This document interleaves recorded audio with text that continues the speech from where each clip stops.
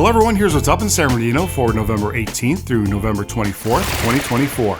The Philadelphia Central Library, 555 West 6th Street in San Bernardino, lets you go behind the magic on Monday with magician Joe Wonderman. With his half show, half magic lesson, you'll get the chance to learn a trick you've watched perform to dazzle your friends later. Join San Bernardino Fatherhood and the Salvation Army for International Men's Day at the Sterling Resource Center, 25318 5th Street in San Bernardino. This free event is focused on positive male role models and the importance of men's health and wellness. This gathering will provide opportunities for fellowship, engaging discussions with inspiring speakers, and activities. For more information, call 909-567-9508. One Stop Taste Center and Community Education Program, 780 East Gilbert Street in San Bernardino, is presenting the LEAP course, a half-day facilitator-led training workshop designed to provide participants the critical research and skill set required to create a therapeutic alliance and collaborative relationship with persons who have severe mental illness. For more information, call 909-386-8285. Cal State San Bernardino and the KIDS program, 303